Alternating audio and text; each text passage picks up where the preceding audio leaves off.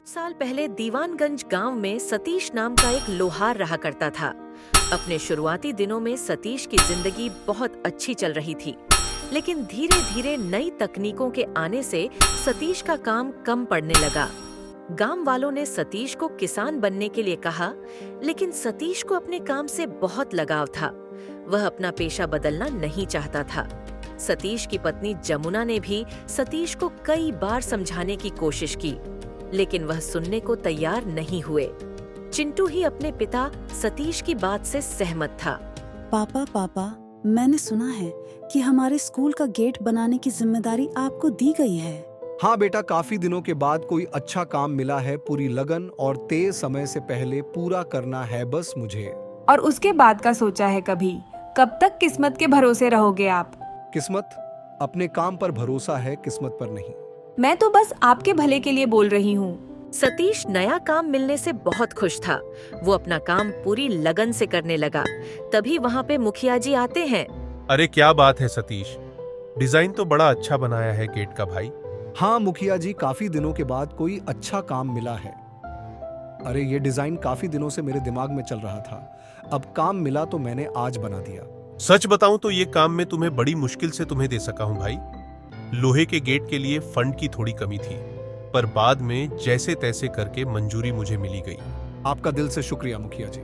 देखते ही देखते कुछ दिनों में सतीश ने लोहे के गेट का काम पूरा कर दिया। उसके ऊपर सुंदर सा रंग कर दिया। सभी को उसका काम बहुत पसंद आया। पर फिर एक दफा सतीश को काम की तलाश की चिंता सताने लगी। काम न मिलने की वजह से सतीश की आर्थिक स्थिति बिगड़ ही जा रही थी। उसे रातों को नींद नहीं आ रही थी। आखिर कब तक ऐसा चलेगा? मैं तो कहती हूँ किसानी करते हैं, कम से कम काम की तलाश के लिए इधर उधर भटकना तो नहीं पड़ेगा।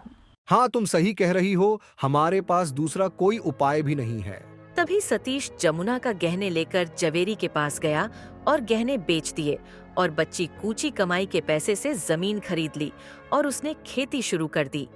किसानी से सतीश की आर्थिक की स्थिति तो थोड़ी सुधर गई, पर सतीश जब भी अपने खाली गैरेज को देखा तो अपने पुराने काम को याद करके भावुक हो जाता।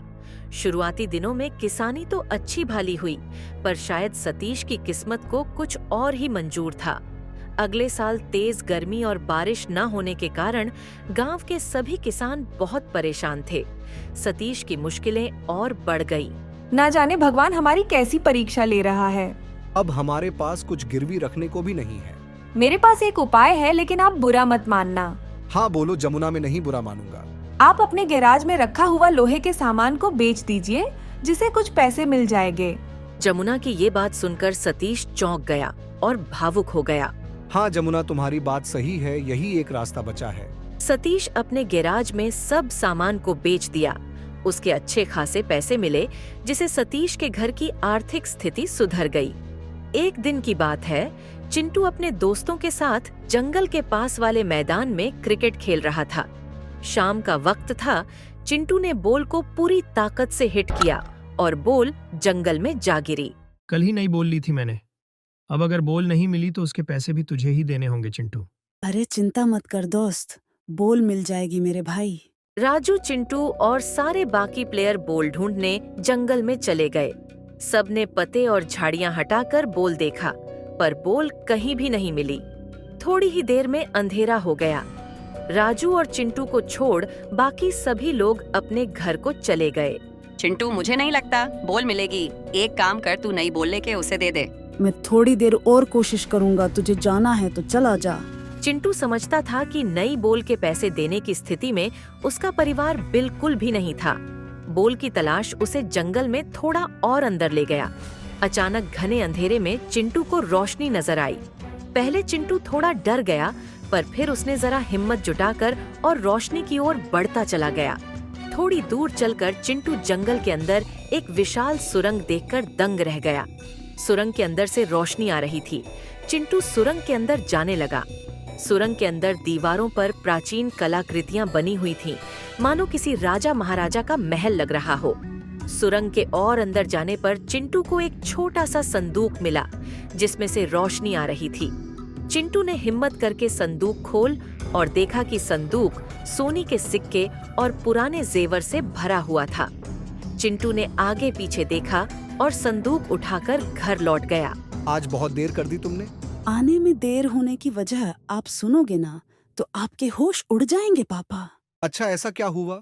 चिंटू अपने कमरे से संदूक लाकर सतीश को दिखाता है। अरे चिंटू, ये तुझे कहाँ से मिला नालायक? तूने कहीं से चोरी किया है क्या? नहीं पापा, हमारी बोल जंगल में चली गई थी, उसे ढूंढने गए, पर बोल की जगह एक बड़ी सी सुरंग मिली, उसके अंदर यह संदूक मिला। अरे इसकी कीमत तो लाखों में होगी।